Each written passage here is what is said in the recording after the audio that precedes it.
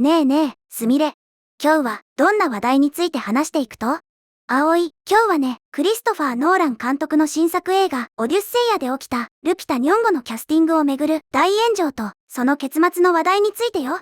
現在、映画が劇場で公開されたことで、これまで数ヶ月間、ファンや評論家の間で巻き起こっていた議論が、全く予想外の、そして最悪の形で結論を迎えようとしているの。クリストファー・ノーラン監督のオデュッセイヤ。あのギリシャ神話を映画化したやつやね。公開前から絶世の美女のトロイのヘレネー役に黒人女優のルピタ・ニョンゴが選ばれたことで原作と全然違うやんってネットでめっちゃ叩かれとったのはニュースで見とったばい。でも天下のクリストファー・ノーラン監督やからなんやかんやで映画が公開されたらやっぱりノーランは天才やったってひっくり返るんやろ。今日はオデュッセイヤの公開で判明した衝撃の事実。そしてハリウッドにはびこる多様性を利用した過剰なマーケティング戦略の罠について徹底的に解説していくよ。ハリウッドの闇を暴くってわけやね。多様性って言葉を隠れ蓑にして何でもかんでも批判を跳ねのけようとする最近の風潮にはうちも言いたいことがいっぱいあるばい。どうせ映画館に行ったら思ってたんと違うってずっこけたんやろ。しっかり聞かせてもらうけんね。それじゃあ順番に見ていくよ。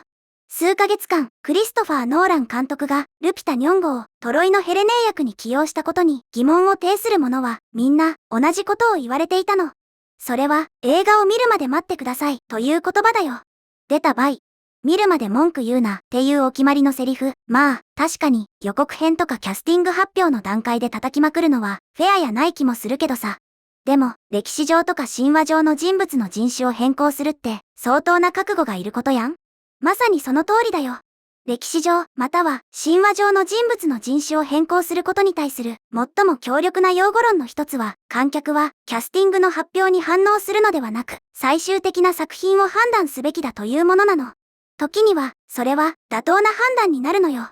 優れた映画監督は、時折、型破りな選択をすることで、思いがけない形で成果を上げることがあるからね。クリストファー・ノーラン監督なら誰も思いつかんようなすんごい芸術的なビジョンがあってトロイのヘレネーに新しい解釈を見出したんやろうなってみんな期待しとったわけやね。ルピタ・ニョンゴの圧倒的な演技力で物議を醸したキャスティングがこれしかなかったって正当化されるかもしれんって。そうだよ。クリストファー・ノーラン監督には壮大な芸術的ビジョンがあったのかもしれない。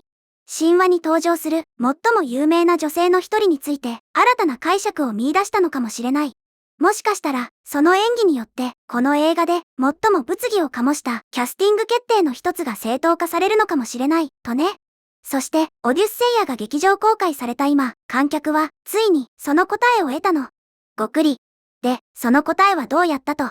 ルピタ・ニョンゴのヘレネーは、映画の歴史を塗り替えるくらいすごかったん。ルピタ・ニョンゴの出演時間は、なんと5分未満だったんだよ。はぁ？ 5 分未満？カップラーメン作って食べる時間より短いばい。なんばしとっと。あんなに世界中で大騒ぎして何ヶ月も議論になっとったのに、映画の隅っこにちょっと映るだけやったと。そうなの。皮肉なことに、それで論争が消えるわけではないんだよ。むしろ、キャスティングの決定を擁護するのが、さらに難しくなるだけだったの。そりゃ相対。見るまで待て、すごいことになるからって言われとって、いざ見たら5分で退場って詐欺やん。擁護派の人たちも、これで終わり？でポカンとしたやろね。オデュッセイヤは観客に型破りな選択が思いがけない成果を上げたと信じる理由を一切与えていないのよ。トロイのヘレネーは何か画期的な方法で再解釈されているわけではないの。彼女は物語の感情的な中心人物にはならないし、クリストファー・ノーランは彼女を通して新たなテーマを探求したり、ホメロスの叙事詩を斬新な視点から再解釈したりすることもないんだよ。ただのちょい役ってことやね。歴史を変えるような新解釈も何もなく、ただすっと出てきて、すっと消えていったんや。それどころか、彼女は映画にほとんど登場しないの。それは非常に重要な点なんだよ。なぜなら、完成した映画は事前に疑問視されていたかもしれないクリエイティブな決定を説明する役割を担っているからなのよ。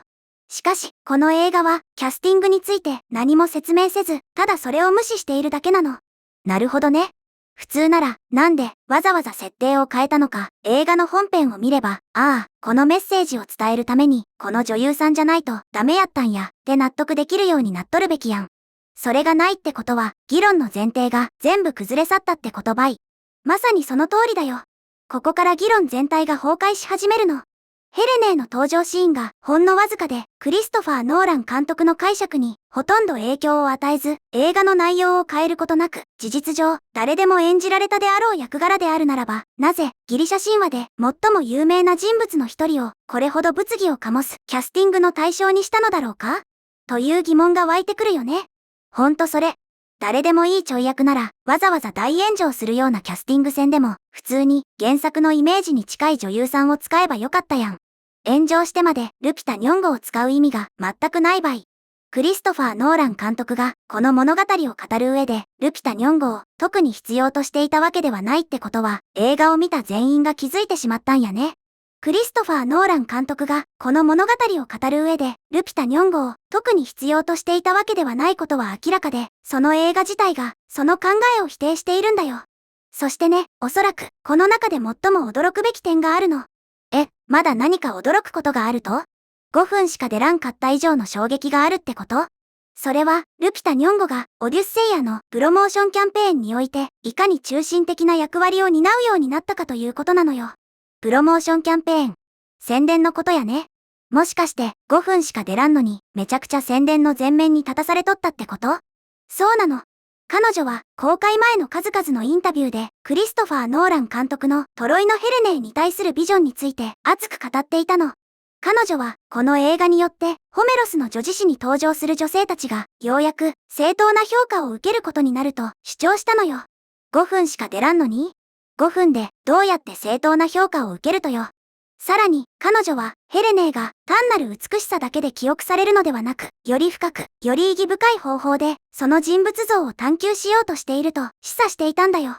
大嘘やん。映画の中じゃ深くも探求されとらんし、意義深い描き方もされとらんのやろ？完全に客を騙しに来とるばい。で、メディアはそれに乗っかったと？エンターテインメント業界の報道機関はこれらのコメントをこぞって取り上げたんだよ。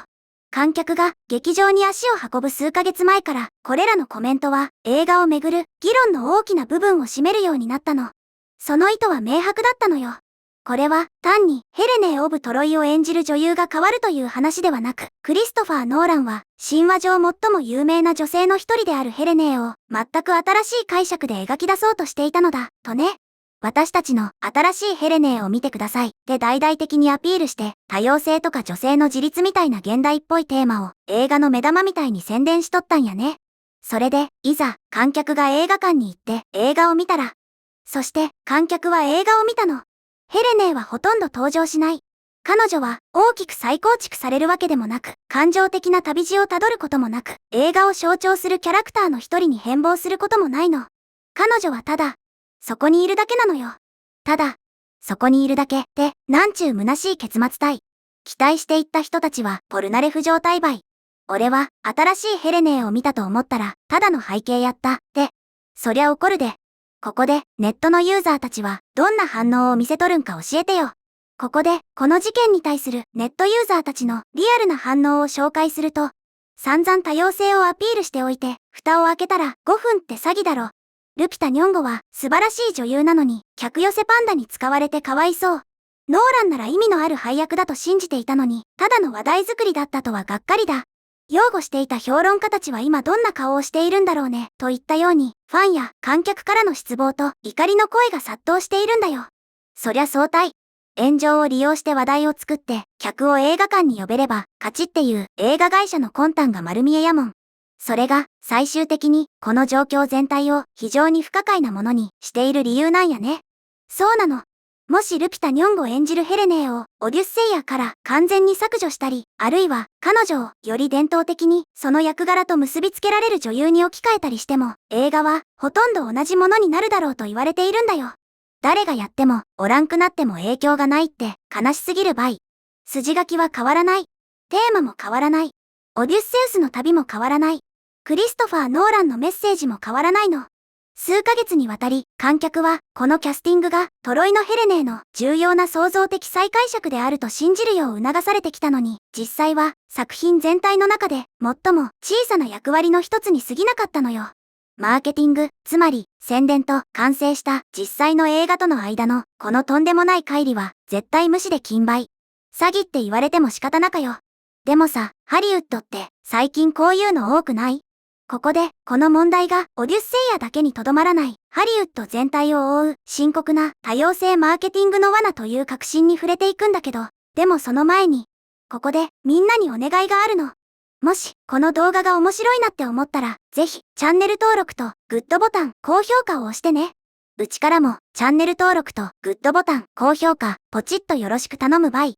それじゃあ、続きを話していくよ。実は、これは、ハリウッドでは、ますますよく見られるパターンになりつつあるの。よく見られるパターン？どういうこと？映画スタジオは、多様性の尊重や、障壁の打破を称賛する、数ヶ月にわたる報道を生み出すような、注目を集めるキャスティング決定を発表するの。そして、エンターテインメントジャーナリストたちは、そうしたキャスティングが何を象徴しているのかについて、数えきれないほどの記事を書くんだよ。ああ、ニュースでよく見るやつや、初の00人が主役に抜擢。とか、ジェンダーの壁を越えたキャスティング。みたいな見出しで、映画の中身そっちのけで、社会問題みたいに持ち上げられとるよね。そう。出演者たちは、プロモーションキャンペーンを通して、多様性の表現について、熱心に議論するの。そして、観客は、ついに映画を見て、登場人物たちが物語全体に驚くほどほとんど貢献していないことに気づくんだよ。うわぁ、最低なマッチポンプバイ。宣伝の時だけ、この映画は社会を変えます、みたいな面しといて、実際はちょっと顔出しとるだけで、映画の本筋には全く関係ないんやね。表現方法が物語を語る上での決定事項ではなく、ただのマーケティング戦略となってしまうの。オデュッセイヤは、まさに、その現象の一例と言えるんだよ。さらに、この映画では、エリオット・ペイジの役割が同様に限定的だったことを考えると、その差は、さらに顕著になるの。エリオット・ペイジ。あの人も出とったんやね。トランスジェンダーの俳優さんやろ？そうだよ。両俳優とも完成した作品への影響は比較的小さかったにもかかわらず、制作期間中は大きな話題となったの。むしろ彼らのキャスティングをめぐる議論がクリストファー・ノーラン監督の映画への彼らの実際の貢献を覆い隠してしまったと言えるんだよ。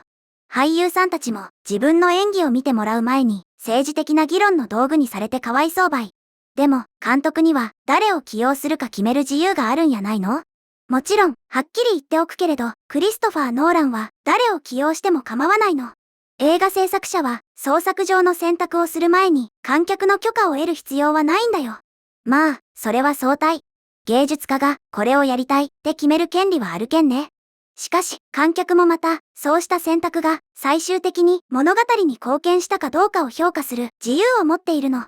そこがオデュッセイヤの弱点だったんだよ。